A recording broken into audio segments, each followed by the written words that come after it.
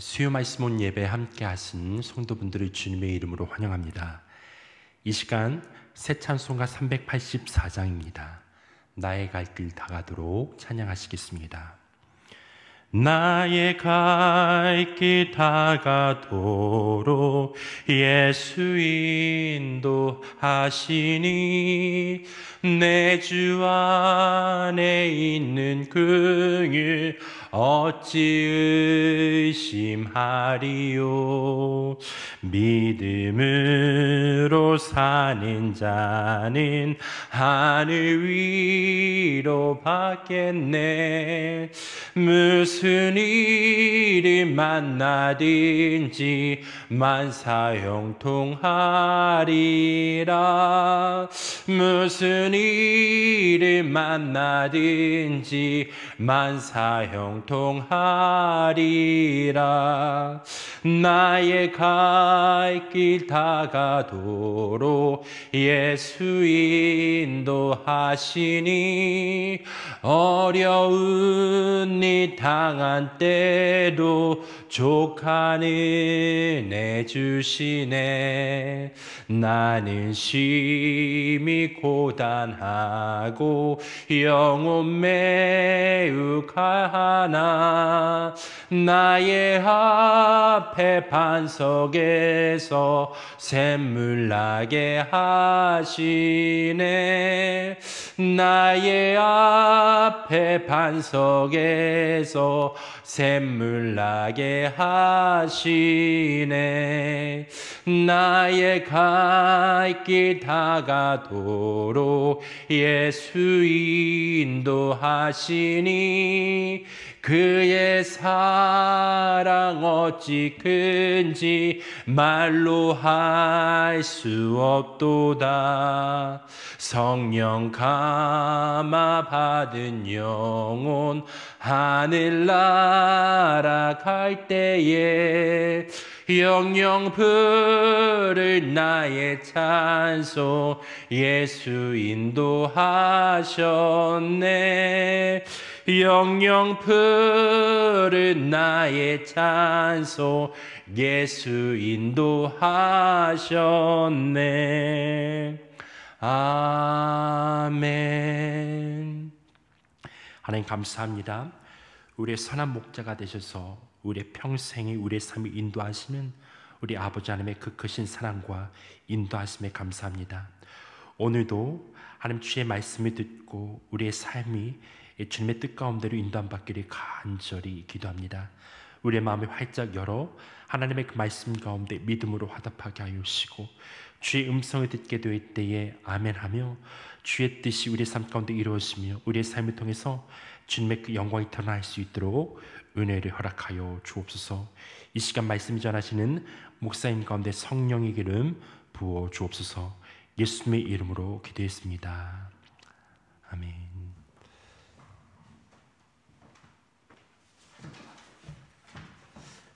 할렐루야. 오늘 말씀은 예배 오늘 주시는 말씀은 요한복음 15장 4절의 말씀입니다. 요한복음 15장 4절의 말씀입니다. 함께 읽겠습니다. 내 안에 거하라 나도 너희 안에 거하리라. 가지가 포도나무에 붙어 있지 아니하면 스스로 열매를 맺을 수 없음같이 너희도 내 안에 있지 아니하면 그러하리라. 주 안에 거하는 삶의 신비 이해하기라는 제목으로 말씀의 은혜를 나누겠습니다. 이런 말이 있습니다. 예전에 그레암 캔디릭이 찬양이라는 책에서 썼던 내용으로 기억합니다. 수많은 찬송가를 CCM을 만들었던 영국의 유명한 예배 인도자였습니다. 예수 행진 이런 운동들을 많이 일으킨 아주 귀한 하나님의 도구였는데 그 책 내용 중에 삶의 여러 가지 무게가 많이 있을 때 골방에 들어가서 문제들 이야기거리보다 1시간 동안 주님을 찬양을 한 경험을 내용을 썼습니다. 주님을 바라보고 주님을 찬양하고 주님을 높여드리고 하는 그런 시간 동안에 하나님께서 일하시는 것들이 얼마나 놀라웠는지 점점 마음의 짐은 사라지고 하나님에 대한 믿음도 생기고 하나님이 실제로 일을 열어 가신 것들을 경험한 그런 간증 같은 이야기들이 읽혀졌습니다. 그래서 이런 말이 있어요. 일에 사역에 올인하지 말고 주님께 집중해라 라는 그런 말이 있어요. 주님께 집중해라. 일을 하지 말란 소리가 아니라 일의 본질 자체를 꿰뚫는, 이게 하나님께 올인함으로 주님과 동행함이 먼저고, 그것이 있다면 걱정하지 말고 염려하지 말고 최선을 다해 살아갈 때 하나님께서 열매 맺게 할 것에 대한 확신을 가지라는 그런 의미인 줄로 믿습니다. 그래서 사역에 올인하지 말고 주님께 집중해라 라는 그런 말을 합니다. 예수님께서도 제자들에게 이렇게 말씀하셨어요. 너희들 열매 맺고 싶지? 너희들 많은 일들을 감당하고 싶지? 내 안에 거하라 라고 말했어요. 예수님께 집중해라 라고 말합니다. 열매 맺기 위해서라도 주님께 집중해라, 마음을 빼앗기지 말아라 라는 그런 뜻 아니겠습니까? 주님과 친밀한 관계를 가지는 사람들을 보면은 뭔가 안정감이 있어요. 뭔가 믿는 구석이 있어요. 마음 안에 평강이 깃들어져 있는 것을 보게 되십니다. 여러분의 삶의 주변에 그런 사람이 있는지를 한번 살펴보십시오. 어떤 일을 당해도, 무슨 일을 당해도 만사형통하리라 라는 그런 마음에 아주 묘한 자신감들, 그게 자기가 만든 것이 아니라 누군가를 믿고 있는 그 믿음 안에서 일어난다는 것입니다.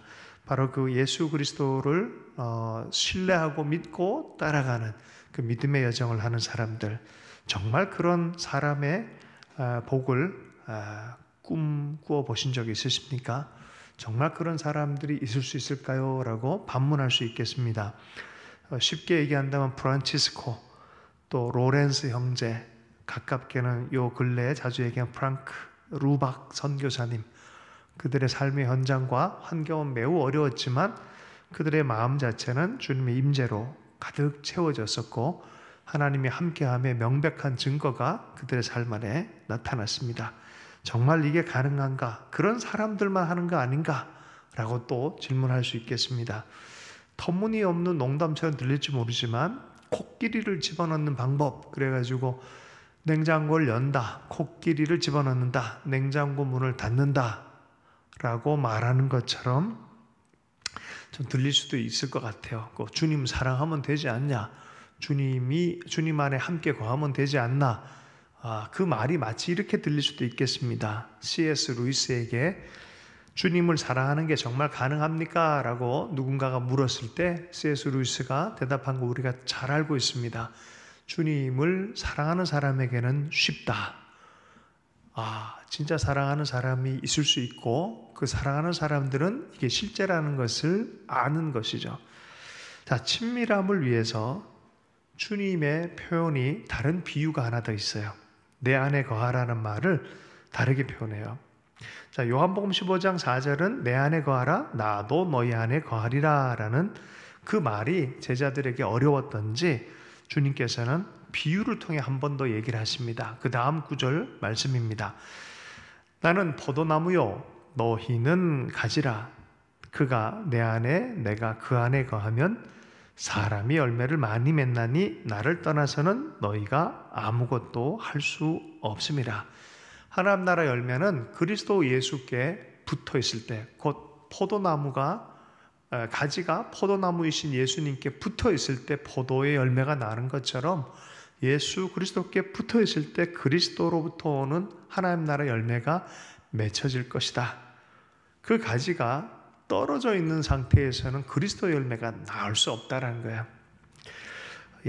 연합 안에서 나오는 것이죠. 연합 안에서, 함께함 안에서 나오는 열매입니다. 그럼 이 연합을 어떻게 해석하면 좋을까요? 어떤 사람은 일본에도 그런 사람이 있었고 한국에도 그런, 잠깐 사랑받음과 결혼 초기의 사랑 때문에 사별한 이 남편이 있음에도 또 아내가 있음에도 그 평생을, 그 짧은 사랑 때문에 평생을 살아가는 사람들이 있어요. 이런 걸까요? 예수님 십자가 사랑했으니까 그 사랑에 감동되어져서 그렇게 평생을 그걸 붙들고 살아가는 것이 그 안에 거하는 것일까요? 추억으로만 남는 신앙을 계속 반추하면서 그렇게 하는 것이 주님 안에 있는 것일까요? 예수님께서는 요한복음에서 계속해서 이어서 얘기하는 것은 바로 이건 실제적인 영역인데, 성령이 오시면 그리스도가 너희와 함께하는 것과 같이 동일하게 너희 속에 계신 그리스도가 지금 여기서 역사하는 예수님으로 경험되고 적용되도록 성령이 행하실 것이다 라고 분명히 말합니다. 다만 하나님의 말씀과 언약을 믿는 믿음, 그 믿음, 보이지 않는 것을 하나님의 약속에 의지해서 믿는 것으로 시작한다는 거예요. 정말 하나님이 나를 사랑하신 것을 믿는 것이에요. 많은 사람들이 이 하나님의 계심과 하나님 자신을 사랑한다는 것을 믿는 것을 굉장히 어려워합니다. 손을 뻗어서 잡으면 되는데 이 잡기가 너무 힘들어요. 마음의 문이 열려지지가 않습니다. 그러나 성령의 도움을 통해서 함께 손을 붙들고 마음의 문을 열고 믿음으로 받아들인 사람들에게는 확실한 변화가 나타나기 시작하는 것입니다. 그의 존재와 그의 삶 전체가 변화가 나타나기 시작하는 것입니다. 여러분, 누구와 교제 나누냐가 그 사람의 삶의 태도나 캐릭터가 영향을 받고 변화하는 것을 많이 경험합니다. 제가 서울여대 대학교에서 근무할 때 참 재미난 캐릭터의 자매님을 한 명 봤습니다. 해군 사관학교를 다니다가 서울여대로 이렇게 다시 온 자매로 제가 기억하는데, 얘는 1학년 때 딱 보면은 안녕하십니까? 거의 남자예요. 남자 확실히 남자예요. 안녕하십니까? 그리고 형 그러고 여기 대학교에다 보니까 형제들도 가끔 몇 사람, 고대 다니는 친구들 몇 사람, 또 육사 다니는 뭐 이런 관계 되어진 사람들 오니까 형제들도 있었단 말이에요. 그럼 보면은 오빠라고 부른 적이 없어. 맨날 형 그래. 왜 그래요? 육군사관학교 혹은 해군사관학교에 그런 공동체적 기질이 아직 남아 있어서 그래요. 근데 얘가 3학년, 4학년 때 보니까 몰라보게 얘가 걔 맞아? 라고 내가 반문을 할 정도로 너무 여성스럽게 변했어요. 어째서요? 귀한 형제를 사귄대요. 그리고 서울여대를 몇 년 다니다 보니까 예절 교육도 받고 여성 리더십 교육도 받고 성경적인 이렇게 마음을 좀 다루는 것들도 이렇게 배우고 이러면서 바뀐 거예요. 공동체가 다르니까 다른 심성에 훈련된 삶이 영향을 미친 거예요. 그러니까 달라진 사람이 돼 있는 거예요. 여러분, 누군가와 함께 사는 것이 그 사람이 변화되어지는 결정적인 계기가 돼요. 여러분, 예수 그리스도가 보이지 않지만 그분과 함께 친밀함으로 함께 산다는 것은, 성령 안에 함께 산다는 것은 반드시 인격의 삶에 변화를 가져오는 거예요. 나다니엘 호돈의 유명한 우리 소설 큰바위 얼굴 보면은 도대체 누가 큰바위 얼굴일까 하고 늘 아침 저녁으로 묵상하고 그 큰바위를 보며 저 사람이 오면은 이 마을이 변한다 그랬는데 이 사람이 큰바위 얼굴일까 저 사람이 큰바위 얼굴일까, 큰바위 얼굴에만 집중해서 늘 바라봤던 그 주인공이 나중에 사람들이 보기에 네가 큰바위 얼굴이다 라고 얘기를 해줘요. 항상 바라보니까 그렇게 변화한 거예요. 예수님께서도 그 얘기를 하십니다. 나를 바라보고 내 안에 거하라. 성령이 되신 너희들에게 파송되어 있지 않냐. 계속해서 보이지 않는 하나님이지만 실제로 계신 하나님이고 말씀을 통해서 말씀하시는 하나님이고 지금 여기서 예수와 동행하여 성령이 계시니 너희가 그 은혜를 따라 주님과 동행해라 라고 말씀하는 것이죠. 그러면 열매를 많이 맺을 거다. 저기 성남 지역에 가면은 선한 목자교회라고 있습니다. 그 교회에 담임 목사님 유기성 목사님이란 분이 원로 목사님 되시는 분이 예수동행 운동이라는 그런 운동을 이렇게 시작을 하셨어요. 단순한 운동이죠. 사실은 역사성이 있는 기독교 전통의 묵상에 대한 역사적인 전통이 있는 것을 현대화해서 이렇게 하고 있다고 저는 생각이 되어지는데, 그분이 얘기하는 것 중에 제 마음을 퉁 울린 게 있어요. 하나님의 사람들이 많은 영적인 사람들이 있는데 상당수가 대부분 다 일기를 썼다는 게 일기를. 뭡니까? 어거스틴, 웨슬레, 조나단 에드워드, 데이빗 브레이너드, 스탠리 존스, 조지 폭스, 존 느기영, 아펜젤러, 헨리 마틴, 짐 엘리엇, 허드슨 테일러, 윌버퍼스, 조지 휘필드, 그리고 여러분의 이름. 저도 일기를 써요. 언더우드도 얼마 전에 20대 일기를 발견했다 그래요. 파송받기 전에 일기가 발견됐어요. 그 일기, 그리고 이후 몇 년 있다가 또 쓴 일기도 발견됐어요. 들어올 때는 빛이 없는 이 한반도 땅에 대한 글을 썼는데 몇 년 있다가 이제는 소망이 발견됩니다라는 그런 일기 제목도 있어요. 그 은혜가 있는데 하나님과 함께 의식하며 늘 갈 때에 일어난 일들을 포착하는 것. 이것처럼 일기처럼 좋은 게 없다는 거예요. 사실 하나님이 동행해 주시고 함께 하시는 그 은혜의 이야기는 사실 충분합니다. 오늘 살아갈 하루의 만나, 하루의 은혜는 사실 우리에게는 충분합니다. 은총이 충분합니다. 다만 이것을 포착하는 부분에 있어서 나아가지 않으면은 만나를 못 얻어먹은 것처럼 우리가 마음으로 그것을 받아먹기를 원하는 그 은혜를 발견해서 누리기를 원하는 그 마음이 없다면 이게 포착할 수가 없는 거예요. 아무리 많은 물이 있어도 바가지가 없으면은 못 먹는 것처럼 그런 도구로서 일기 쓰기를 많이 권장을 하세요. 그것이 굉장히 좋은 툴인 것 같습니다.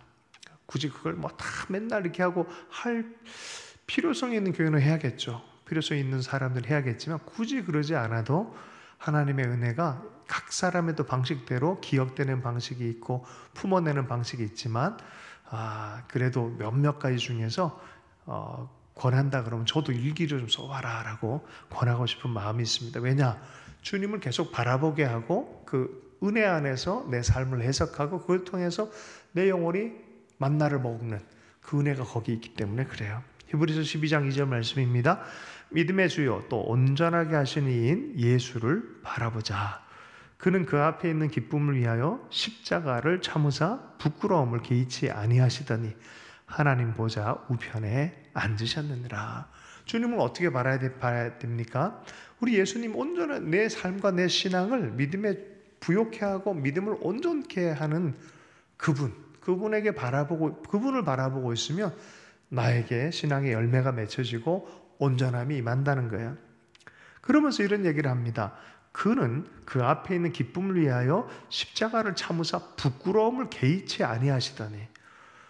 수많은 사람들이 오해하고 창을 찌르고 모욕하고 했지만 벌거벗김 당하고 고난당했지만 그것을 개의치 않았다는 거예요. 예수님이 그렇게 사셨다는 거예요. 뭡니까? 사랑의 힘이 그렇게 강한 거예요. 강력한 하나님 아버지의 구원하시는 사랑에 대한 믿음이 있었고 자기가 지금 어떤 길을 주님과 하나님 아버지와 함께 걸어가고 있고 성령이 어떻게 이끄는지 도리어 힘들지만 큰 기쁨 안에서 그걸 기도하고 그 잔을 마시기를 원했고 그렇게 걸어갔다는 거예요. 그죠? 그 앞에 있는 기쁨을 위하여 십자가를 참으사 부끄러움을 개의치 아니하더니 하나님 보좌 우편에 앉으셨느니라. 어떻게 해요? 주님이 그런 것처럼 우리도 예수님을 바라봄으로 그런 온전한 믿음의 분량에 이를 수 있다라고 말해 주고 있습니다. 하나님께서는 믿음의 존재적인 목표를 주셨어요. 뭐냐면 예수 그리스도를 닮는 거예요. 그리스도의 제자가 되는 거예요. 내가 너에게 분부한 모든 것을 가르쳐 지키게 하라. 하나님 우리의 존재 목적으로 다 그리스도의 형상으로 변화되기를 원하고 있어요. 속 사람이 변화하고 우리의 삶 전체가 그리스도의 이야기로 같이 화해지는 이제 사는 건 내가 사는 게 아니라 내 삶 속에서 그리스도가 드러나는 삶을 살길 원한다는 거예요. 온전히 예수와 연합되어진 삶. 그러므로 그리스도로 말미암아 나오는 그 열매가 내 삶을 통하여 드러나기를 너무나 원하시는 거죠. 존재적 목적이에요. 그리스도를 바라보고 그리스도처럼 변화하는 그것이 바로 주님의 우리를 향한 또 뜻인 줄로 믿습니다. 이게 철로 역정이죠. 세상으로 시작하고 세상화되다가 세상이 멈춰지고 이제 천성을 향하여 주님을 향하여 주님과 연합하기 위하여 이제 여정이 떠나지는 거죠.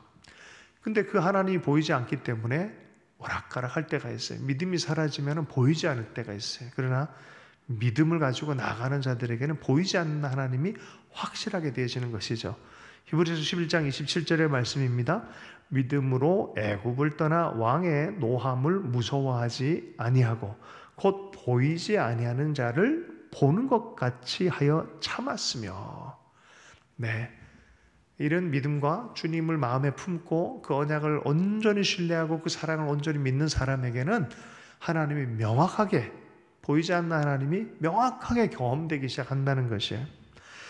그것의 틀거리가 묵상이 될 수 있고 간증이 될 수 있고 일기가 될 수 있고 여러 형태 제자화 운동 될 수 있고 말씀 공부 시간도 될 수 있겠지만, 어쨌든 보이지 않는 하나님이 내 삶 안에 그 은혜 가운데서 인도하는 것을 분명하게 기억하고 마음에 새기고 바라보는 것, 여러 가지 도구가 있다 그러잖아요. 그러기를 하나님께서 너무 원하죠.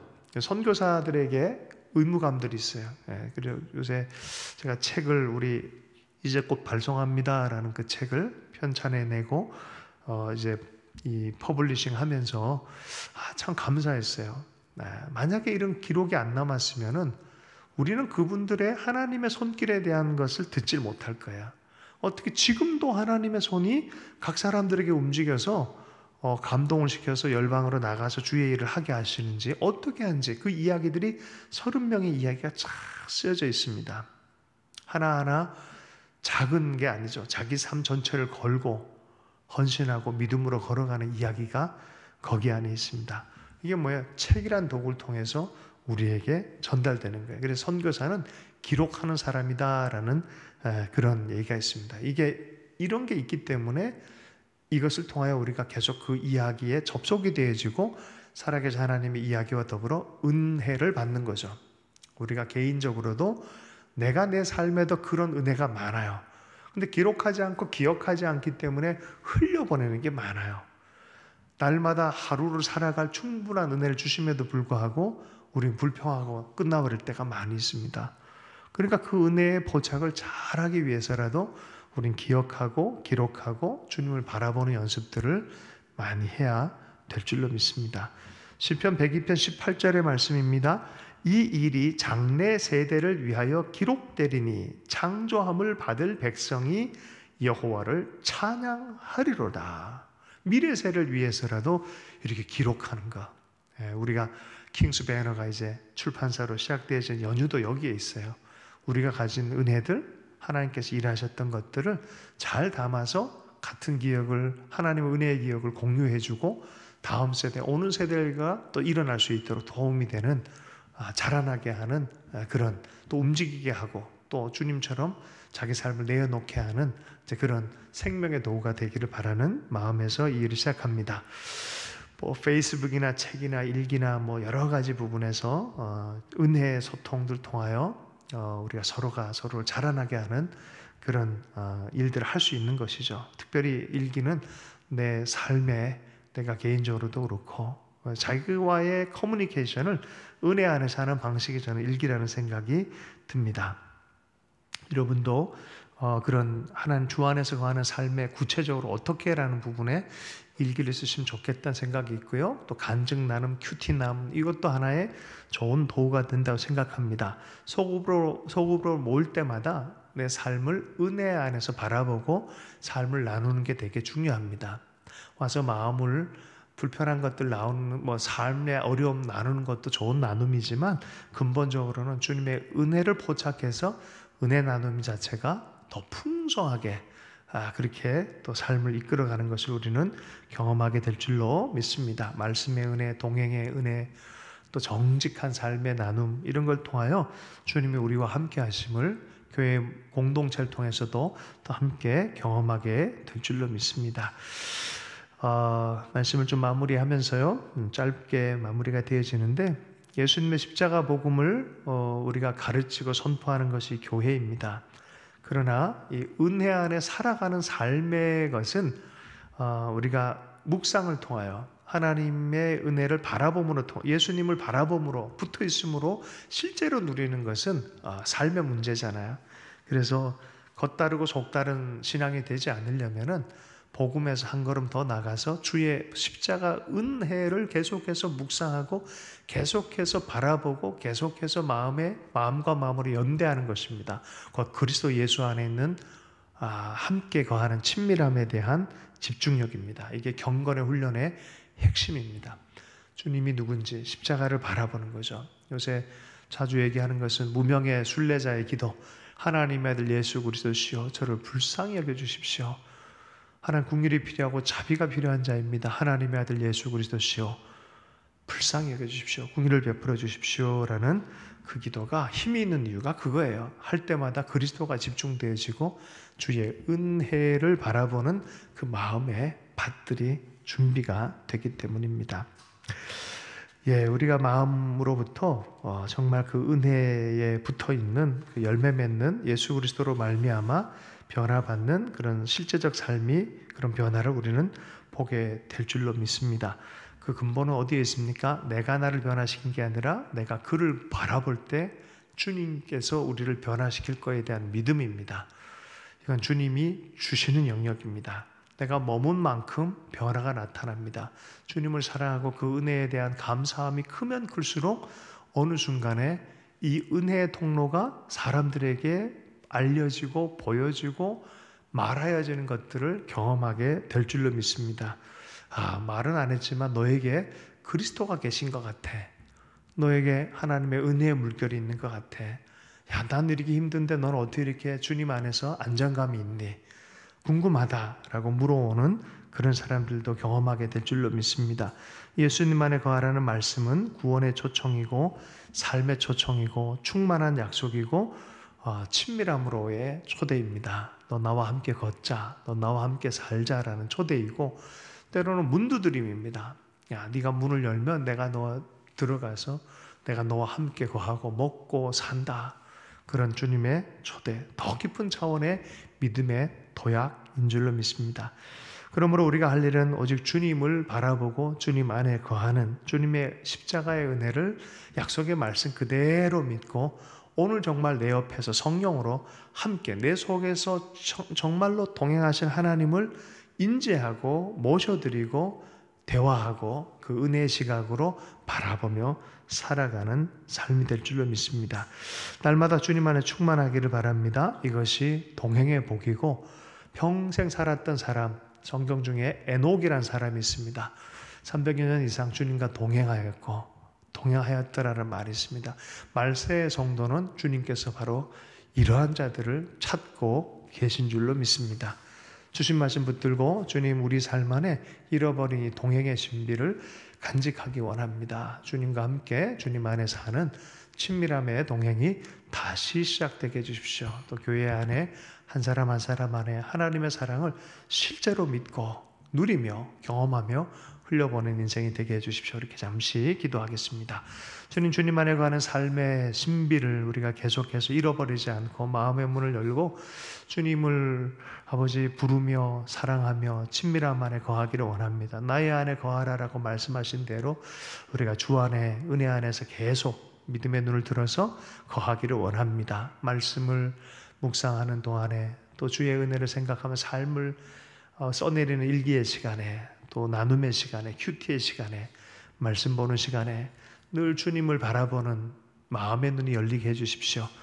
마음의 눈이 열려서 지혜와 계시의 영을 주셔서 그 마음 안에 하나님의 사랑의 깊이와 넓이와 높이를 알기를 원한다라고 간절히 기도했던 사도 바울의 기도문이 우리의 삶 안에 이루어지기를 원합니다.